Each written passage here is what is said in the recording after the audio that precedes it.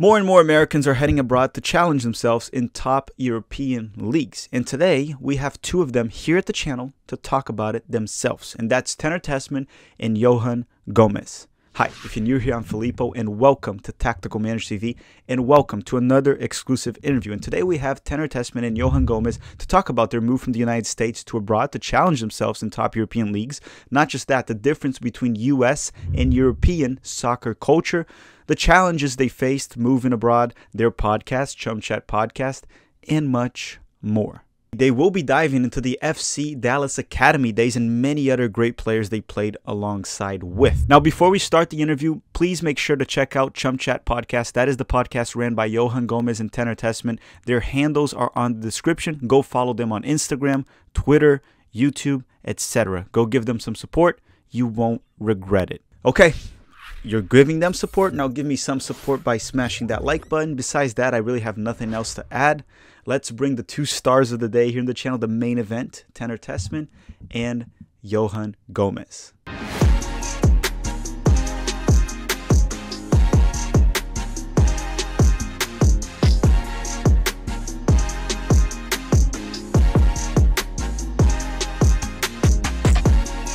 All right, everyone. Today we have actually two guests here in the channel at the same time, Johan Gomez and Tessmann. So first, Johan, welcome to the channel for the first time. We had your brother here. Now you're having you.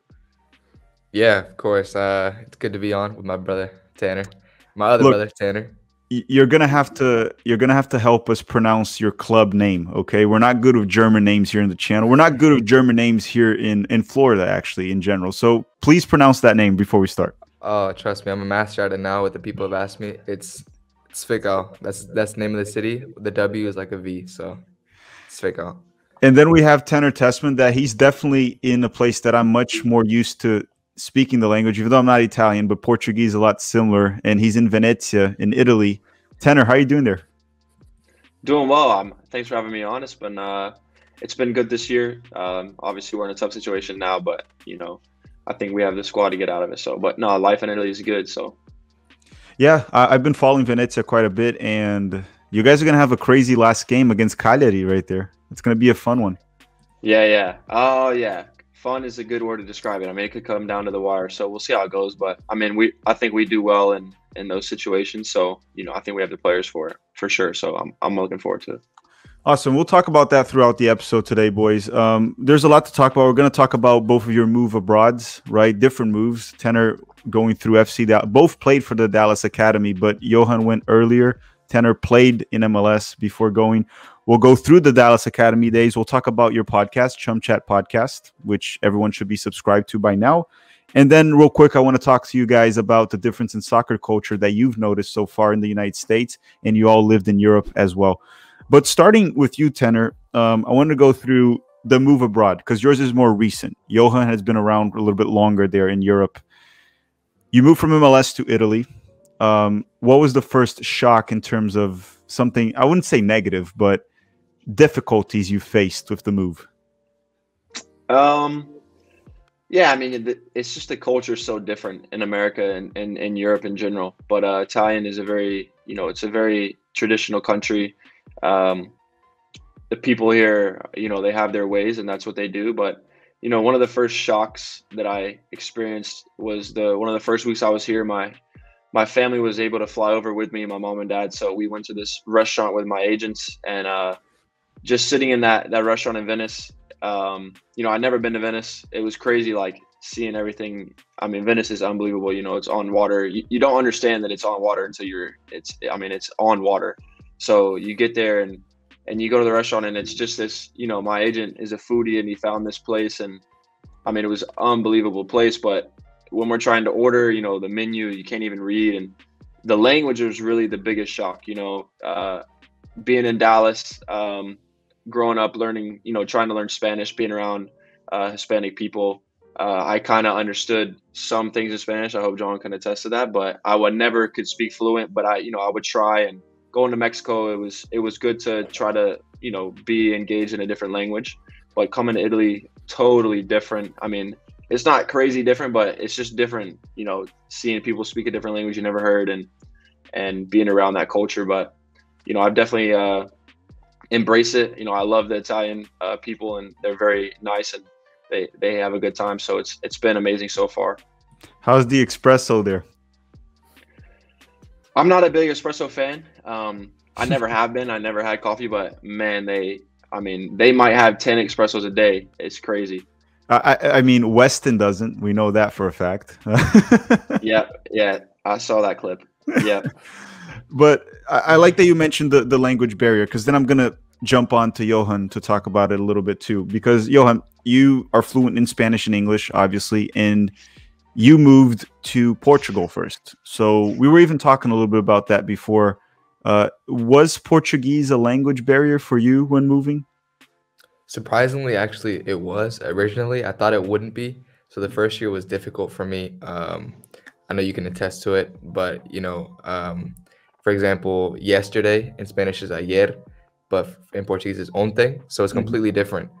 And so some things I wouldn't understand, but for some reason there was just like a week where I swear everything just clicked for me, and I started understanding everything and being able to speak it. And thankfully, throughout the second year, I could speak fluently with my teammates.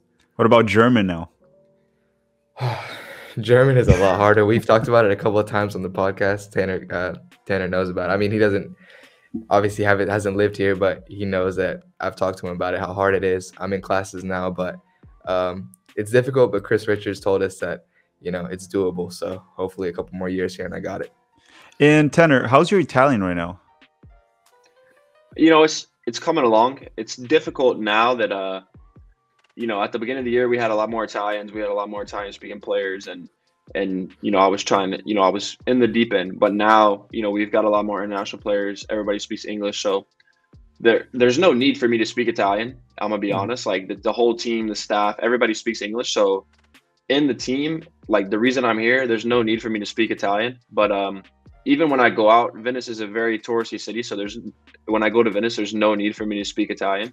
But obviously I want to do it for my teammates, the fans as well, to be able to communicate with them. So, I'm trying to learn, and it's coming along. I can understand like really well, but for me, speaking is very difficult. And it was the same problem I had with Spanish. It's just hard for me to restructure a sentence. And, if you never knew another language, it's tough to like totally think about everything differently. So it's coming along though, so hopefully, next year coming back, I'll be able to speak fluent. So. Yeah, I talked to Gianluca about that too, and he's even saying that he struggles with Italian, and he grew up in a Italian family. Yeah, don't even get me started with Gianluca. Come on now, bro. Yeah, I mean, his comes brother here saying he can speak it, and he can't even. Yeah, it's disgraceful. It's disgraceful. that reminds me of a story here. Once I was so I have a soccer company here in Orlando, and I was with one of the business partners, and this is something Johan might be able to relate to, because he dealt with a lot of Brazilians. And this lady, a mom of a student of ours, she came up speaking Spanish to me, and I can understand Spanish if you go very slow, but if she was speaking very fast, right? And I couldn't get it. So my business partner says he knows how to speak Spanish, and he starts to talk with her.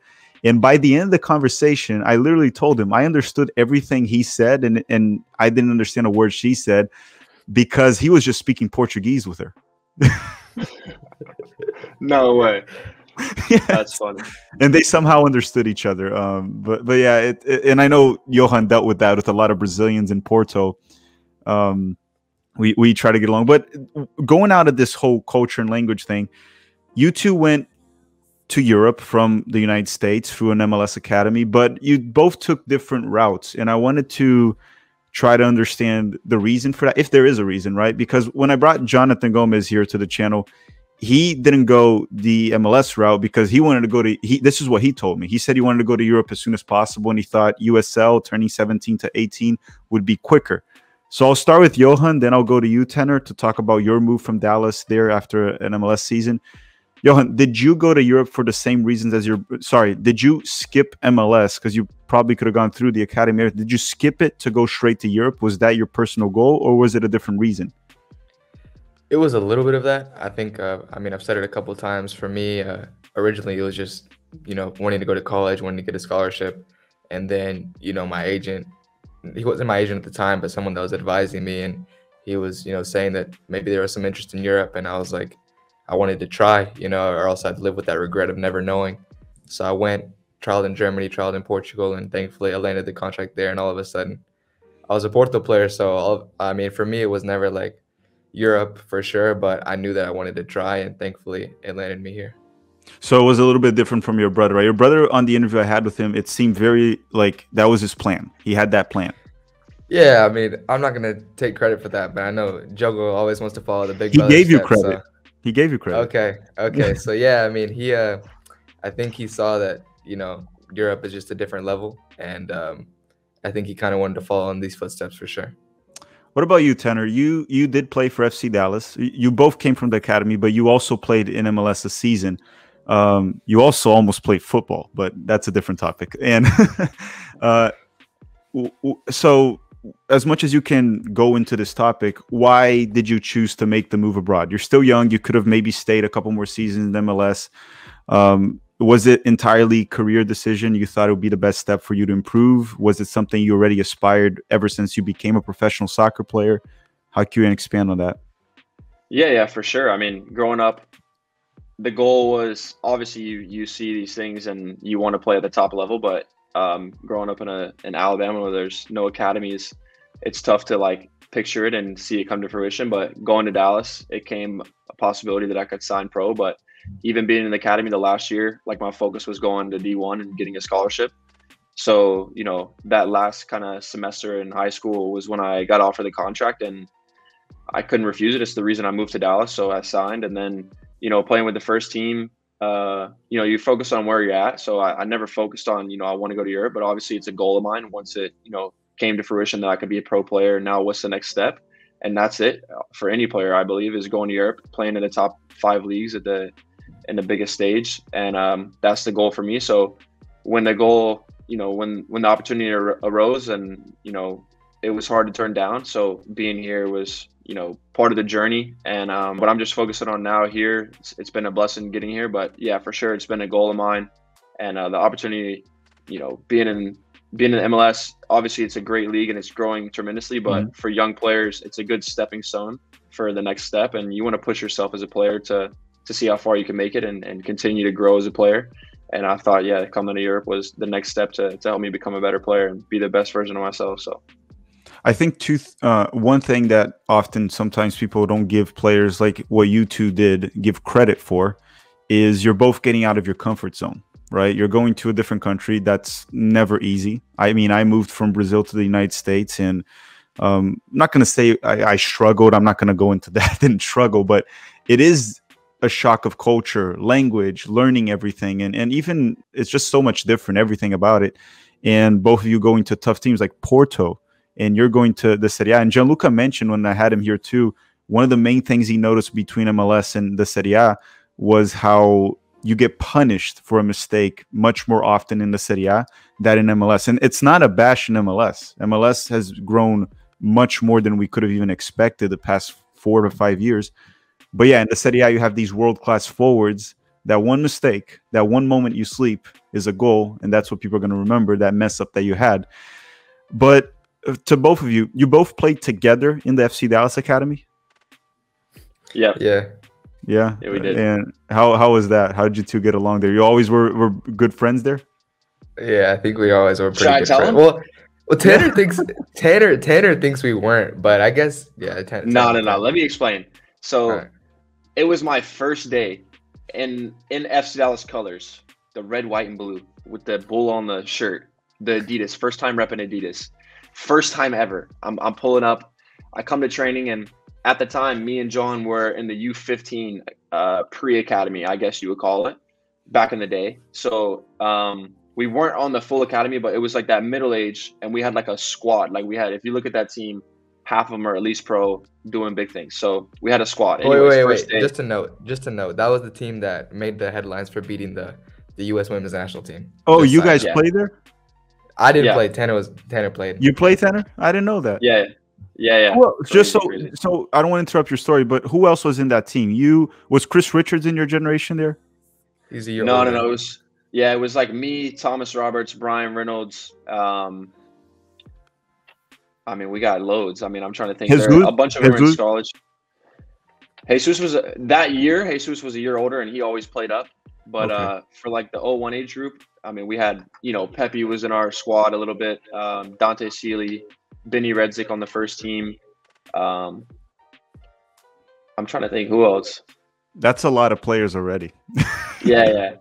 It was the squad. Like, Yeah. it was a squad. Anyway, so first day of training, I pull up and first day of like preseason, I would say. So kind of did like a easy training, but there was this one moment. This kid he just didn't want to pass the ball, and I got super mad at him, and I started yelling at him, and I thought he was horrible. Like I thought he was the worst player on the team, and that happened to be Johan Gomez. And from there, did I say something to you the first day? Right? I said like, I yelled at you, like, pass the ball. You said something, and then I was like, bro, like, chill out. Like, you didn't know who I was or anything like that. And now you know how calm I am. And it kind of no one else like took you seriously either, because everyone was just like chill, like first day, and you were getting mad. Yeah, I was getting mad, and I was like, this player is trash. Like, what is going on? So, and then it comes out, he's our starting 9. Like, he's the goal scorer. Like, he's the dude. And after that first training, I swear John hated me like for like at least a month. And then obviously we play and we grow together, and we respect each other's qualities, and we formed a good relationship. But that first month, my boy was having some smoke with me. So that's I how don't the remember that. started. I personally don't remember that. All I remember is I remember a little bit of that story, but after that first month, me and Tan did everything together. I was always at Casa Club where he lived. I mean, I just have a bunch of videos on my phone, just us together. Literally the other day, I sent him a video. I think he was arguing with one of the other players about something dumb that had happened in school, and so we were with each other 24/7. And you can cue all like the assists that he gave me or assists that I gave him. So over the course of maybe our 3 or 4 year relationship, I think it was really good. So that's why we're here now. For sure. Yeah, and I hope you guys in your podcast you have some arguments there. I want to see some disagreement, some fights.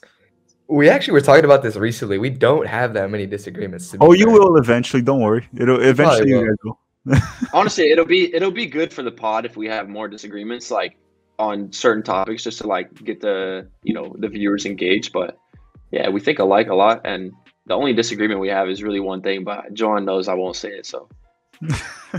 Well, eventually, also you guys got to remember, I don't have to filter myself as much as y'all. Right, you're all still playing. Yeah, this is true. Yeah. I can go and I can say Tanner Tessmann played like crap. I can go and say that. You gotta hold what you say right there. I'm joking, but sure. At the end of this, the academy days that you all mentioned, obviously Johan, you just explained why you went to Europe, and Tanner stayed in Dallas and stayed. But Tanner, at one point you were in soccer. You almost went to football. Now you're in Caucho, which is soccer essentially. What happened in terms of football? You were going to be a kicker, I believe. That's where you were at one point. Yeah. So growing up, I played basketball, football, and soccer, all 3 sports. And then when I was in high school or middle school, I narrowed it down to just basketball and soccer, because those were my 2 sports that I really loved playing, and I was the best at. And then when I went to Dallas, I had to stop playing basketball. And then when I was in Dallas, I was going back to Clemson, where my parents live, and my uncle lives as well. And I would be around the football team there at Clemson, and I kick a few field goals, and obviously it's fun as a player to kick a field goal and as a soccer player. And they were, everybody was in shock. So then it kind of happened where Dabo was like, we need to get you out to camp. So I went to camp, and they had all these kickers there from all over the nation. They're trying to give one guy a spot, right? And it was unbelievable, like how it just felt so easy to like outkick them. And basically, after that camp, it was like verified that I could be a quality kicker, and he offered me a scholarship to come play as a kicker. And I was not going to be a kicker. I was going to play for the soccer team with Coach Noonan. I already had a scholarship there. So, but the way it works is the more scholarships you have to take that one. So I would have been on a football scholarship. But yeah, that was kind of the story. So I was going to be a football player in college. Yeah, a dual sport athlete. Hey, but now you're in the Serie A, so I think you made the right decision. Okay. Yeah, no regrets. Let's go here to your podcast, ChumChat Podcast. I wanted to talk about it a little bit. So why don't you all, or whoever wants to take the mic here, I'll give it to both of you. Why did it start? That would be the first question I would have. The reason, besides obviously, and I don't mean it in a bad way. Like, why the hell did you start that? I mean, like, What made you to want to start it? You got to Yeah, tell I mean, me. basically, yeah, we you know, me and Johan and our old co-host Judson Burns, we all were on a trip the last season we had at FC Dallas, and we bonded really well. That was the squad. Those were the three, you know, that was the three amigos. So we did well together. We had a good relationship, and you know, after that run of us in the playoffs ended, and we weren't going to be teammates anymore. We all doing different things. You know, we were like, how are we going to stay in touch? We should start a podcast. Like, it would be cool. And then we did. We started the podcast. We came up with the name. We kind of got the idea of Success Defined, and we branded it, and it's been done. We haven't changed our logo once. Our motto is there. So it's been, a blessing in disguise of how well we started it. But yeah, it started as just kind of us being in touch still. Like, we wanted to still be able to call and chat and be together. So that's kind of how it started. But now it's just taken off, and now it's just me and my boy Johan running the show. Why the full story? Why is the name ChumChat? Yeah, I was about to give that part of the story. So originally we decided to stay in contact through a group chat, and I believe it was Tanner who changed the group chat name to the Chums, and I didn't know what that was, but he says it's like a group of best friends supposedly. People can fact check us on that, but so that's what Tan said, and then Judd, our other host at the time, when we had brought up the idea of a podcast, was like, let's just call it ChumChat. And I mean, you can't lie, it rolls off the tongue. It sounds really good, just double C's. Nice. And we were like, hey, that sounds great. And originally it wasn't about talking about, football and guests and stuff like that. Obviously, we're just three teenagers. I think we're all 18 at the time. So we were just like, let's talk about whatever. So if you look at our first episodes, we were just talking like normal teenagers do. But now, thankfully, we've honed in on what we like to talk about. And yeah, I think it's been pretty successful. And you guys have been doing a good job now getting interviews with different players, getting different perspectives along with yours. You both already bring a player perspective, but bringing different guys in. If you continue to be consistent, it's just going to keep growing. That's what I'll tell you right away. Yeah. Pretty simple stuff. And you guys have been very good in the past, 3 months or so that you guys have been consistently uploading? I think even more recent than that, like maybe even like 1 month and a half that we've like consistently posted every week. Maybe 2 months. Yeah. So moving on, is there any other stories from ChumChat Podcast you guys want to share before we move to the final topic here? Anything that you thought it would be funny or interesting to talk about? Maybe not. I have one. Maybe not funny or interesting, but we just announced a massive giveaway with Overtime on Instagram. So if you go check out Overtime FC or ChumChat on Instagram, we're doing a giveaway for a signed jersey of mine, a signed jersey of Johan, and a little bit of Nike and Adidas gift cards. So you can enter to win as well. Filippo, it's up to you. Can you rig it for me? Is that possible? Well, we have a price. Right now it's at like 10,000. So if you off pod, like if we negotiate, it's at 10,000 right now with a few of our fans. But be sure if you're listening to go check it out. It's random. Anybody can win. We have 3 winners. The winner will be announced on like Monday or Wednesday next week. Yeah, something like that next week, just to give everyone be tuned. A chance. Yeah. So just one thing to add, by the time this episode is out, the giveaway might be done. Nonetheless to say, regardless, we're going to put it on description. Go give them a follow because they'll probably do more, and regardless, go check out their content. If the giveaway is done. All right. So for sure. To the final section of this video, I'm going to kind of go back to what you actually, I think Tanner mentioned it in the beginning of the video. It was the difference in culture between Europe and the United States, but I want to go just into soccer. Okay, just that culture, not language, any of that, because soccer in the US has a lot of fans, but it does seem like MLS doesn't have all of them, right? While you go in these other countries, and growing up in Brazil, I saw this. Everyone watches the Premier League in Brazil, but the number 1 league in Brazil is the Brazilian league. And I'm assuming that if you go to Portugal, everyone watches the Premier League, Serie A, Bundesliga, Champions League, but Liga NOS is probably the number 1. Italy, regardless of other leagues having superstars, well, Italy has it themselves too, but Serie A is most likely the most watched. So, and honestly, either one of you can take the mic on this first question is, do you feel more pressure as a player? Is there just a general more pressure from the fan base, media? How does that affect you? Whoever wants to take it first. Hot potato right now. I'll go first. For me, it's kind of two different experiences. Obviously, playing with Porto, even I think last year I was in a smaller league compared to where I am now, but you could definitely feel the pressure. Porto's a huge club, and the second team is always expected to perform well in the second league, the Portuguese second league, and we were fighting relegation. So always in the media, it was, you could see and you would see things about yourself, and they would always do like the player ratings and stuff like that, and so it was inevitable to see. And obviously, you just kind of, I don't know if there's pressure, but obviously at the same time, they would always talk about, and we were talking about this with Eric Palmer Brown last episode. It's like super traditional. They would always say, like, if you can't make this pass, like, you can't be a Porto player, all these things. And like, if you can't do this, you can't wear the shirt. So it does come with a bit of pressure. There was obviously times in which we would lose and almost get relegated. They were like, all right, none of these players deserve to play. But I think even now, switching to Germany, I think it's a little bit of a smaller city and stuff like that. So I think there's more support from the fans instead of like hate, I guess you could say. But you definitely see it varies from team to team. I don't know what Tanner's experience is. So Tanner's experience, the difference I think he can mention is he'll be able to compare living MLS and living Serie A a little bit. So what about you, Tanner? Yeah, I mean, it's kind of difficult for me to talk about MLS because I only played 2 games where we had full capacity of fans at the very beginning of my career in MLS. After that, COVID hit, so it was different. But being engaged still on the media and in public and how it is, with soccer in the US, it's just not as a diehard as it is in Europe, I think. It's growing for sure. And you see people that come to games like the Charlotte, the attendance is insane. And the fans, yeah, you were. Yeah. Wow. Were you singing the national anthem when it cut out?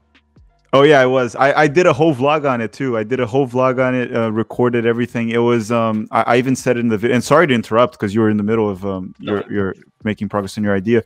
I told him I never had a soccer experience in the United States like that one. To me, it was different. I had it in Brazil. I went to Maracanã many times, packed.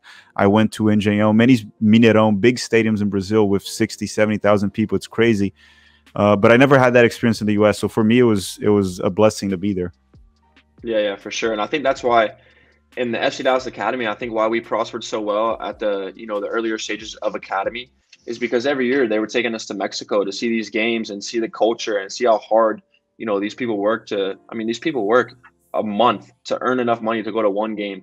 This is what they work for. They don't do it for any other reason. They support their family. They take care of that. And the next thing is to go see their club play. And it's such a big culture. Like this is what they have, this is their life. Whereas in the US, you have different opportunities. And this is the beautiful thing about America is our country. You can do different routes and you don't have to focus just on everyone fighting for one thing to make it out. We have different opportunities. So it's beautiful in that way. But for sure, it's growing and the fan base is growing as more players come and the quality raises.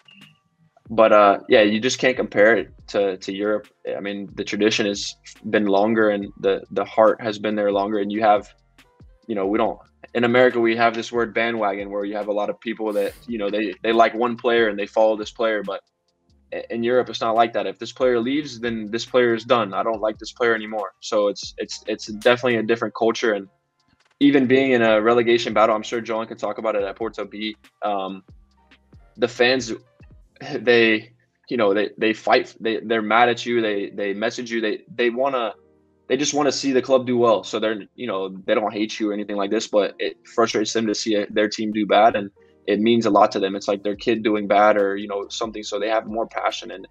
But I think it's definitely growing in the US, and especially when you add these more teams in different areas, because it's hard. If I'm growing up in Alabama, who am I going to support? Like I don't have a team. Now I have Birmingham Legion, the USL team, but it's difficult for me to find a team. There's no hope of promotion for Birmingham Legion. So what MLS team do I follow? Or, it's hard for me to have an actual love for the sport of a certain team. But, I think it's growing for sure. And US is such a bigger landmass. It's hard to, have a team in every place, but I think this is the main things for me.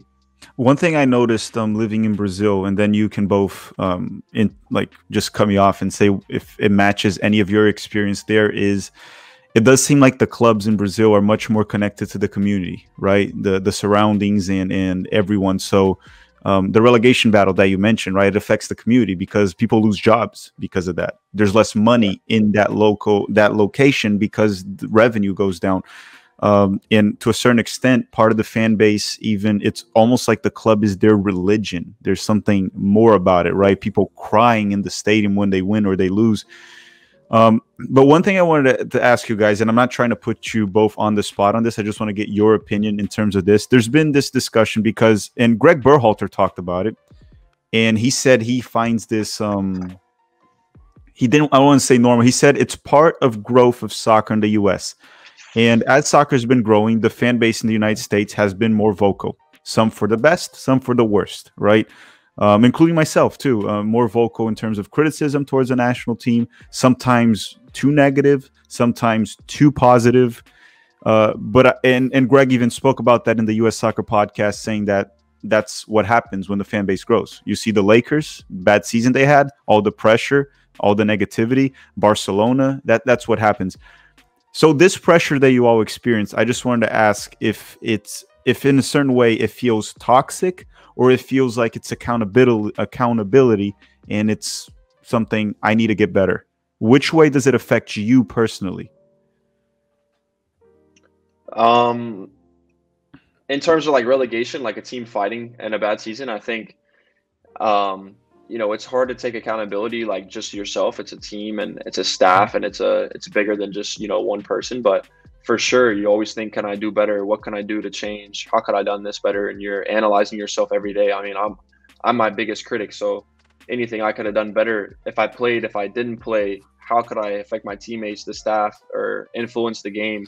So for sure, but it's these things where you have to move on as well. You can't reminisce about, this last game, we could have won, we could have tied. We've been in a bad situation. We've had 2 games where we give up a goal in the 94th minute. So what are we going to do? Think about this? No, we have to focus on the next game. And we're in this moment where it's going to happen quick. We have 6 weeks till the end of the season, and then that's it. So we have to focus on now and try to get ourselves out of the situation. So there's no time to think about the past or what I could have done or what can I do. It's just, what can I do right now to help for the next day, for the next step, to make me better and make this team better. So that's it for me. Mm-hmm. What about you, Johan? How does fan pressure affect you, in your opinion? Would you like to stay as it is, more, less? Does it matter? I don't think it matters, to be fair. I guess it just depends. It's more difficult to like avoid it now with social media. Even if you try to not see it, there's a lot of times that you will end up seeing it.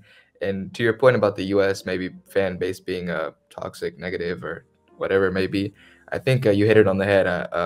That's just what happens when you're growing the sport, growing the audience. I mean, I was actually thinking about this the other day. I mean, the amount of Manchester United fans that I see that like on social media that are so negative is actually incredible. But they have like one of the biggest fan bases in the world. And so I was thinking to myself, like, what would it be like to play for them if they're always complaining, But I think it's just something that you kind of have to sign up for. That's what you sign up for, to play in front of all those people. But at the same time, you have to think about it both ways. When you play badly, of course, you're going to get all the hate. But when you play well, no one supports you like they do. You know what I mean? So yeah, I think it kind of goes, you got to take the positive with the negative. So I don't know if they're so negative. This is one thing I noticed too. We tend to only notice the negative. That's the problem. Like, for example, I'll make a video here and I'll criticize or compliment something. And the video will get 200 comments. And I'll get 3 or 4 comments that are bashing me. For some reason, I'll pay attention to those 3 and ignore the 190 ones that were good. So I think that's what happens very often. Like you talked about Manchester United.